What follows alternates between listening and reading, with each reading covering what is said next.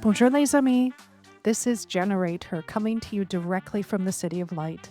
I'm Jane Bertch, a Chicago native, Paris-based entrepreneur, author, and your partner in personal reinvention. I've spent the past 20 years living and working in Paris, and after leaving the corporate world and deciding to create something of my own, I've discovered both the beauty and the challenge of building a life shaped by curiosity, creativity, and a sprinkle of courage. These are the practices that lead to true transformation. So whether you're planting a seed in your Jardin Secret, your secret garden, or giving voice to your creativity for the very first time, let's step into your next chapter with intention. And of course, with a touch of Parisian charm. So as we say in French, on y va, let's go. Bonjour, friends. Welcome back. Welcome back to GenerateHER. It's season 3. I shock myself as I say it, and yet I'm just tickled to be here. Season 3 is quite a milestone for me, and I'm so grateful to you for listening and being there, whether you've been here from the beginning or perhaps this is your first time listening. I'm so happy to have you. This space really means a lot to me, and I reaffirm that during this pause. As I do, I take a little break between each season. And this is such a beautiful reminder of why pauses are so important. During that pause, I was able to rethink the podcast. I was able to refresh my mind. I was able to come up with new ideas. And you know what? I missed it. That's such a critical feeling to have when you have all of these things going on. And again, I've got my other forms where we can communicate. I'm on Instagram. I have my Prompts from Paris newsletter. But this here feels so different. And I missed it. And I'm so happy to return to it. And so I hope you're going to love season 3. I have so many things I want to talk about and so many people I want to share with you. The big question is, can I get it all in one season? I'm teeming with ideas, but perhaps that's also a reflection of the month we're in, which is the month of spring. So this season for us is about action. It's not just reflection like I hope you've been doing in the winter months. This is less caterpillar. This is giving real butterfly. So let's get into it. Right now in Paris, as I sit here, we're having a magical, magical spring day. And as this drops with you, the 21st of March has already arrived. And we know that is the spring equinox. That tells us that spring is here. But guess what? Spring in Paris came weeks ago. Spring in Paris was here, I think, 4 weeks ago I was talking about it. And it was a pleasant surprise, but nobody was ready for it. And what I really love is that she arrived without any preparation, without asking permission. She just decided that she was ready, and she came. And that's just a beautiful lesson for us to sit with. We spend so much time trying to decide when things should be ready, rather than just doing it, just launching out, just going for it, or just seizing it when we see it presents itself. So as an example, the magnolias bloomed here in Paris. If I said, you know what, I'm not going to go take pictures of the magnolias and I'm not going to enjoy them until spring has arrived, I will have missed the boat because they bloomed and now they're slowly going away. So this period is just such a beautiful, juicy period for us to plant those beautiful dreams, but it also means being ready to seize them. We're ready for a fresh start. This is a continuation. All winter roots have been underground growing. Nothing was barren. It was just growing in a different way. And now we're in the months of planting it. So I don't know where you are in the world. I'm sitting here in Paris. It's a beautiful, beautiful spring day. I have family in Chicago, as you know. It's still cold as I don't know what. So spring comes at different points for all of us. But are you ready for spring? Honestly, ask yourself that. Are you ready for your spring? And what can you do to get ready? And that makes me think about the Jardin Secret. You know, I'm going there. If you're new here, that's a theme that I talk about a lot. And for me, that's that beautiful inner world where you curate and plant and care for and hopefully harvest all of those beautiful dreams that your heart desires, all of those personal and professional dreams that maybe you haven't even dared to voice elsewhere, but you keep them growing in your Jardin Secret. And it also makes me think about one of the most famous gardeners in France, Jean Le Quintinie. If you've not been to Versailles to visit the Potager du Roi, the king's garden kitchen, I would really encourage you to do so, because this is a beautiful lesson of working with what you have. None of us have perfect conditions. That includes me sitting here in Paris, believe it or not.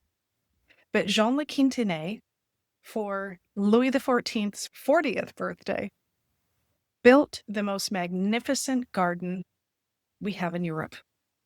And what made this garden special? There's a long, long list, but one of which is Jean Le Quintinie was actually a lawyer, by the way.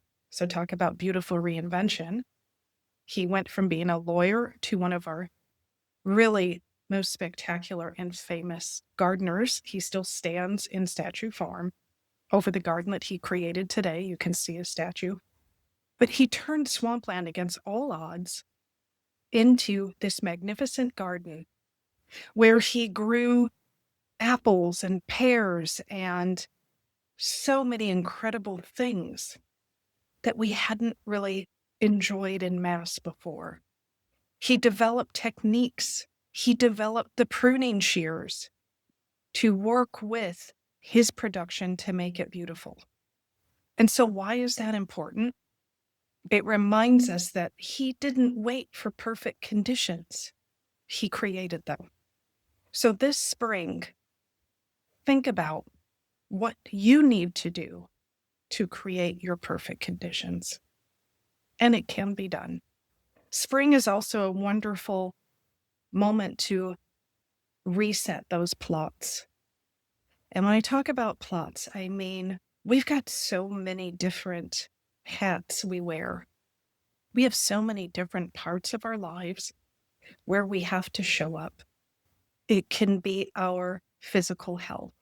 It can be our friendships, our romantic relationships, our family, our work, our community activities. We have all of these plots that we try to care for. And this is a wonderful time to reset and look at those plots carefully and plan in them and say, if I want to be 100% on my health, if that's where I want really the most beautiful big flowers to bloom this year, what other plot am I still going to care for, but perhaps I need to loosen the grip on it a bit? And I'm going to give you an example. Maybe it's professional, maybe it's work. Maybe it's saying, I will commit to myself that I'm not going to work these hours this week because I want to get out and walk, or I want to go to the gym. So I'd encourage you to look at those different plots. And this is something I try to make a practice of. And I don't do it enough, to get into my garden, look at what's growing where, look at how I want it to be, and care for it. And I also want to remind you that caring for it is pruning. We can't let things get big and wild. Big and wild is not always beautiful. What we need to do is prune back, let things get strong, let the most beautiful parts of it shine. What is it you might need to prune in your garden? And while you're there, we're going to talk about this all through the year. What weeds do you need to pluck out? What's been masquerading as a flower? Those are sometimes really hard to see, and they look really pretty, but you have to remove them. And you know, I'm always talking about soil. Soil is so, so, so important. It's where you plant yourself. It's the experiences that you plant yourself in. It's the people that you plant yourself around. It's all of that that helps to nurture this beautiful garden of yours. You really, really, really need to tend and till and care for that rigorously. We've seen all these wonderful examples of, birds of a feather flock together, and you're the sum of the 5 people you surround yourself with, all those things. And we know that's to be true. And that's why community groups that are encouraging and uplifting are crucial. That means people who are proactively your friend are crucial. That means choosing the right places to be in are crucial. I think community is everything, particularly in these days. So what's happening in my garden? A lot. And I'm excited about it. I'm a little scared. When you get a new garden that you're working with, you think, geez, I spent a lot of money on planting these seeds. I hope they don't die off on me. I want to continue with the podcast because I really enjoy it. And I hope whoever's out there listening it enjoys it. And I want to continue writing. I have my Prompts from Paris that comes out twice a month. And I really enjoy that. Again, it's another form of self-expression that is so important to me. And you've probably heard me say after 2 years hiatus, and the reason I took a 2-year hiatus is because my book came out and I just felt I couldn't give 100%. I have gone back to one-on-one coaching, which I really love. And I'm a different type of coach. I am the coach that has a business and does ask tough questions and does want my person that I'm working with to show up because I take it personally. Their success is my success. But I love those relationships. And I'm continuing with my retreats. I love these beautiful women that took such courage to say, I'm going to come to Paris and I don't know what to expect, but I'm open to anything. Because for me, that tells me how courageous they are. That tells me that they're listening to their intuition and that they're ready for magic. So they're already onto something beautiful. They're already onto something magical for them. In any case, I've got lots happening in my garden and I'm trying to plan it out. You know what they say, fail to plan, plan to fail. But I also created a tool for you and I hope that it might be useful. Instead of just doing journal prompts, this season, I built a little workbook for you. And it's a journaling workbook, and it talks about how to care for your secret garden and how to organize it. And you can find that on my website, janebertch.com. Right at the top bar, you'll see free prompts. So as you're working into your garden, I want you to think about something. I want you to think about and imagine what it's going to look like when it comes harvest time. I want you to think about what you'd love to be flourishing. I want you to also think about what needs to be brought out into the sun. And I want you to think about who gets into your garden. And that leads me to what I call the Paris papillon effect. And papillon means butterfly. And I recently wrote about this, and I just got so tickled with the thought of it. We've heard the butterfly theory, right? Where if a butterfly in one part of the world flaps its wings, it can cause chaos in another part of the world. Now, even though the butterfly is metaphorical, and first of all, who knows? Okay, who knows? That could indeed happen. But it was actually based on a scientific experiment in chaos and how if you change a small percentage, maybe a half of a percentage point in direction, you'll end up in a whole new place. Now, this theory, because I started thinking, oh gosh, the butterflies are out. It made me think about the butterflies that we've had in our lives. And I want to encourage you to think about butterflies that have been in your life and perhaps let them know that. And I've had so many that have changed my path in the most dramatic way. And the first one, for obvious reasons, is the manager that I worked for here in Paris that brought me over. I'm not going to say he was an easy butterfly, quite the contrary. But if it were not for him, I would not be sitting here today. Jane would never have come to Paris. I never would have worked in a bank here. I never would have started a business here. I never would have had a book to write about that business that I started. I never would have had this podcast. I never would have been sitting in front of you right now. And so he's been an enormous butterfly in my life. So think about those people just for a moment that have fluttered their wings and changed your direction and how important that's been to you. And it could be as simple as them saying to you, I see something in you. You should try that. Or I'm watching what you're doing. And even if nobody else sees it right now, I think something's going to come of that.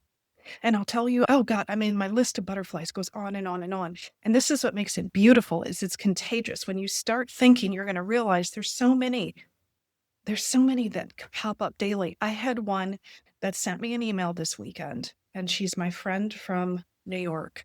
And it was just, I want to say 2 lines, and I want to paraphrase it. She said, Jane, I'm watching you speak, and I see that I believe this will turn into something very meaningful for you. And her email, it just knocked me over in the most beautiful way. It really gave me courage and hope and pride that she could see me in a new light. So I want to remind all of us, not just to think about those who have helped our way, and why not thank them or tell them how special that is, but to think about who can you be a butterfly for? Who can you have such a wonderful, positive influence on? Who can you positively change the trajectory of their lives? That, to me, is the most beautiful gift you can have. How can you help someone turn a corner and maybe take a different path and see something that they never, ever anticipated? But the only way you can do that is if you open your gate and you fly out of your garden and go visit somebody else's. And by the way, you have to let some other butterflies come visit you. Think about that. And the reason I say that is because I've told you I'm an introvert. We know that. An introvert doesn't, it's probably the most misunderstood thing in the world. Yes, I can be an introvert and still have a very public-facing company. But it does also mean I prefer one-on-one discussions than I do big groups. And it also means that I give those one-on-one and small group meetings such focus and intensity that I like to relax and see nobody for a few days after. Somebody asked me the other day, what do I love to do on the weekend? And I said, to go home and not speak to anybody for 2 days and journal and put on my face masks and just enjoy my inner world. And they looked shocked and somewhat disappointed. I don't know what they thought. I'm out at cafes all day long and such. No, but that's what being an introvert is. And that's why being a butterfly is hard.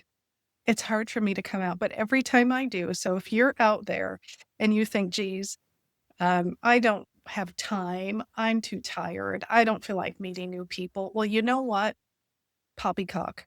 I feel the exact same.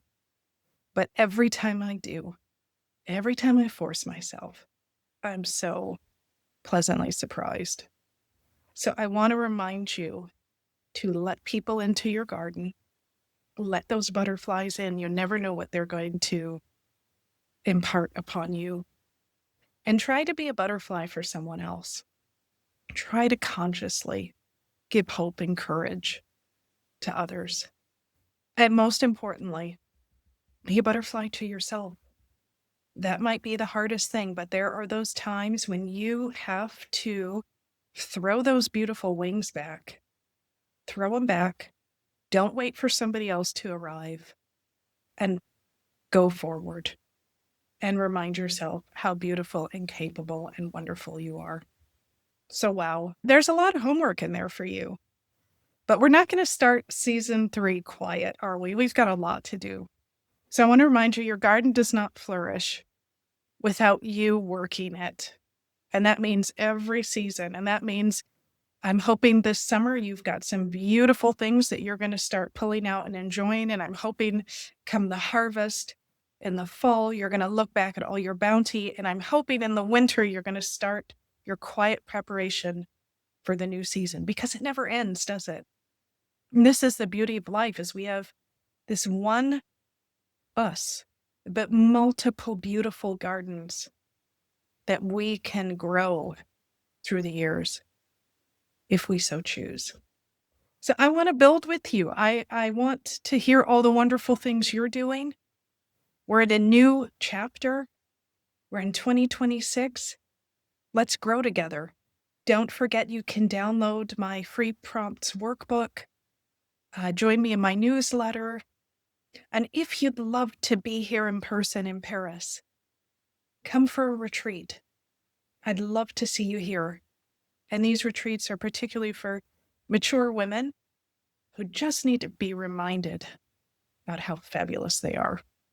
And if you happen to be a woman who is a business owner, I do have a special program dedicated to just you, and it's called the Paris Pirouette. It's a mastermind group. So many ways we can connect. I do believe that community is everything these days. And I imagine you do too. And that's why you're here. And I hope you find a way to build your beautiful community, plant yourself in the right soil, and get ready to bloom this season. I can't wait to find out what you're growing. Bon jardinage, and à bientôt, mes amis. Thank you for joining me on this episode of Generate Her.